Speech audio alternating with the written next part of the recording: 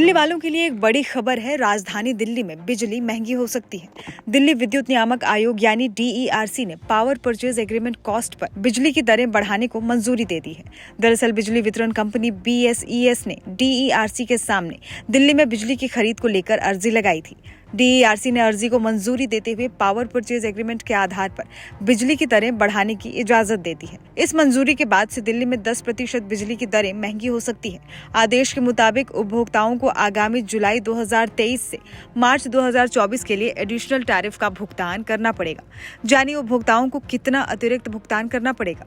Additional tariff के तहत BYPL consumers को 9.42%, BRPL कंज्यूमर्स को 6.39%, NDMC इलाकों में रहने वालों को 2% भुगतान करना पड़ेगा। हालांकि दिल्ली सरकार का कहना है कि जीरो बिल वालों पर इसका कोई खास असर नहीं पड़ेगा। ये एक सामान्य तिमाही समीक्षा प्रक्रिया है जिससे ग्राहकों पर सीधा असर नहीं पड़ेगा।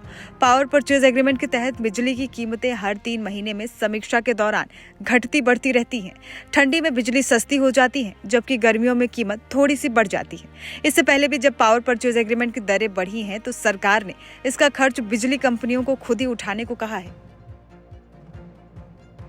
DERC के इस आदेश का सबसे ज्यादा असर दिल्ली के साउथ वेस्ट ट्रांस यमुना क्षेत्र, पुरानी दिल्ली और नई दिल्ली में रहने वाले बिजली उपभोक्ताओं पर पड़ेगा। हालांकि जहां Tata power Delhi distribution limited पहले से बिजली वितरित करती है, वहां रहने वाले उपभोक्ताओं को इससे राहत मिलेगी। ये टैरिफ पहले से लागू पावर परचेज एग्रीमेंट कॉस्ट के अलावा होंगे, जो कि DDMC के लिए 28%, ARPBL के लिए 20%, वहीं BYPL के लिए 22% है। बिजली की कीमतों की इस नए टैरिफ के पीछे बड़ी वजह सौर ऊर्जा है। हालांकि बिजली की दरें बढ़ेंगी या नहीं, इस पर अंतिम फैसला दिल्ली सरकार लेगी। बीते साल भी बिजली की दरों में बढ़ोतरी हुई थी, जिसका भार दिल्ली सरकार ने बिजली वितरण कंपनियों को ही दिया था।